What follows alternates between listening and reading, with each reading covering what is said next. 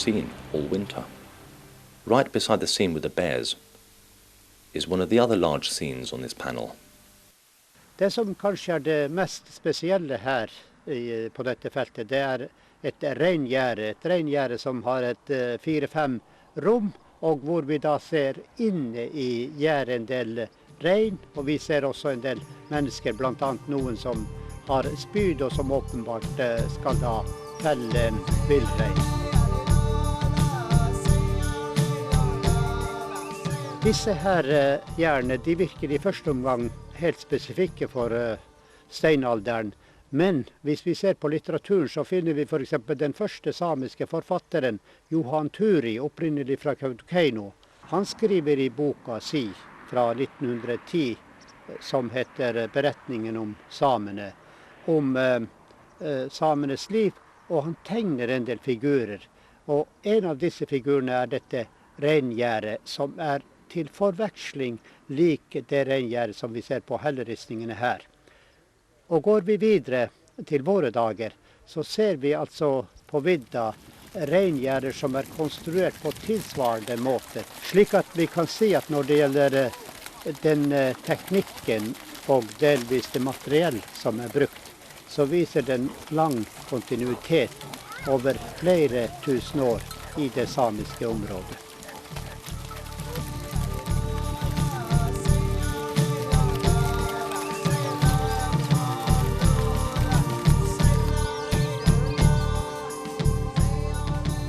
This panel also depicts elk. The elk may have represented death, but could also have been one of the most revered of the deities.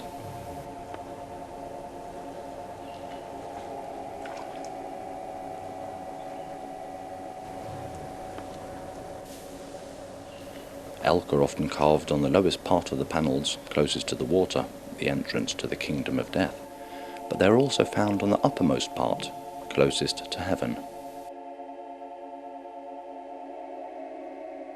The elk, as a strong animal, might have been thought as a protector of the people, giving them strength. It is seen on many of the panels, and an elk head was also used as a symbol on the top of the ritual staffs or as figureheads on the stems of boats.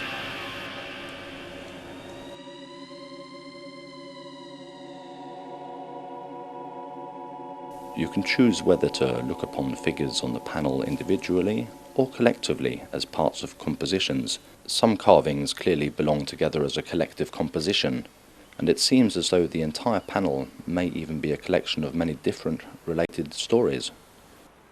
Could the entire rock surface have been used as a cosmological division of the three worlds? Elk at the bottom, reindeer a little higher up, together with the hunters and the procession of people, and elk again at the highest level, while the bears are moving in all directions.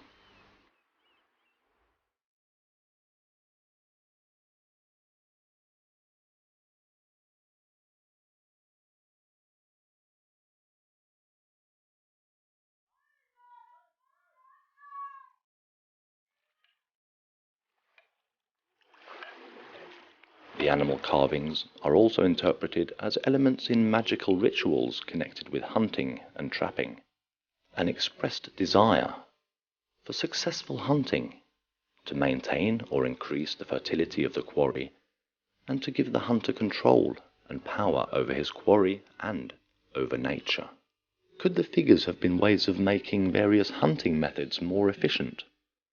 For instance, are the men in this boat hunting seabirds, frightening and exhausting the quarry by imitating a large bird of prey to make it dive over and over again?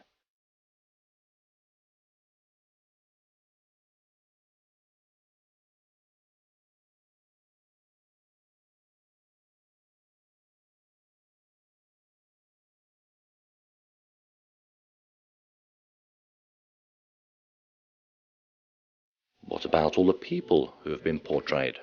Even though animals dominate the rock surfaces at the Emmerluft, more human beings, and perhaps a greater variation of portrayals of people, are seen here than any other Nordic rock art site.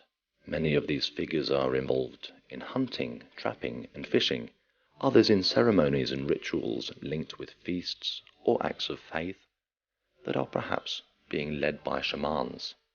Some people in the carvings are holding what seems to resemble a shaman drum.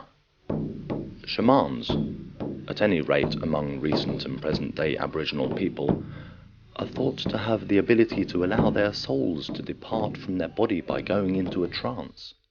Simply with the help of some animal or bird, they are able to visit the gods and spirits in other worlds to ensure successful hunting. The shamans can also use this journey to determine the cause of illness, or find out how life will be for their tribes in the next season. Some of the figures stand out in size and shape. Did they have a higher social status? Were they shamans? Gods?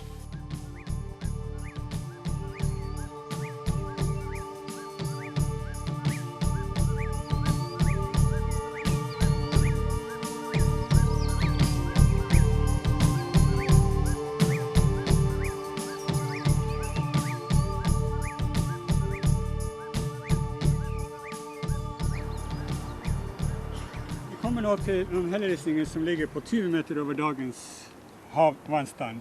Det vil si at det ligger 4 meter lavere enn de figurene som ligger høyere opp. Disse båtene er da imellom ca. 4 til 5000 år gammel. De er helt typisk for de båtene som ligger på dette nivået. Og bergene som ligger på et høyere nivå, er antageligvis ikke lenger i bruk som berg for å lage helleristninger på. These figures differ from those on the older panel. Boats and activities connected with water dominate here. This type of boat, chiseled out in an outline shape and displaying a large elk head on the stem, does not occur among the other older figures higher up. This scene may be depicting the hunting of reindeer by boat. The largest figure is perhaps a woman, and she is holding a T-shaped object above her head. Slate objects like this have been found in dwellings from this period of the Stone Age. They are beautifully shaped and may have been used when performing rituals or invoking supernatural powers. A little lower down is another boat with 3 people in it. Perhaps again 2 men and a woman. In this case, it is the man who is holding the ritual object. These scenes seem to indicate that women also participated in hunting and trapping 4,000 years ago. Boats seem to have played a more important role in this period than earlier. Bears and elk have become lower status animals now, although they were probably still important in religious context. It seems as though birds which swim, like geese, ducks, swans and cormorants, have acquired greater importance. Perhaps they assisted the shamans to make their journeys into the spiritual world, like other birds aided the Nuaidi, the Sami shamans, in pre-Christian time.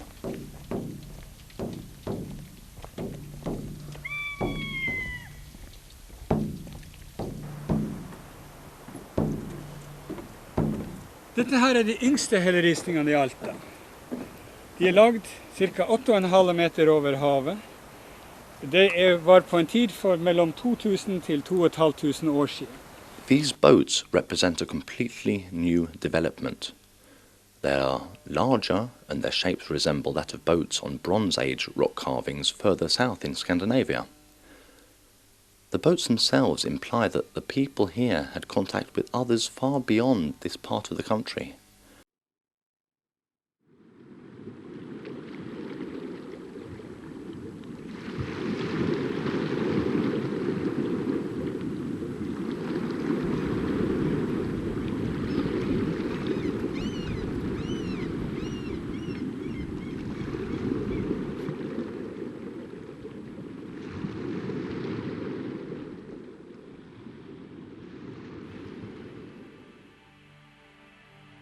The human figures too differ from earlier ones.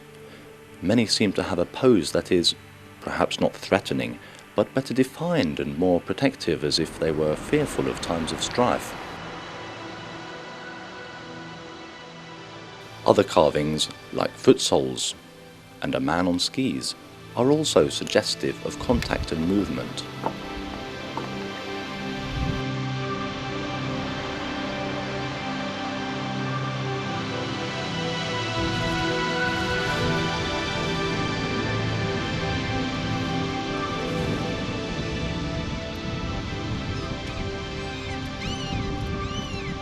Other archaeological evidence also shows that the inhabitants of this region had an extensive network of contacts, particularly eastwards to Finland and Russia.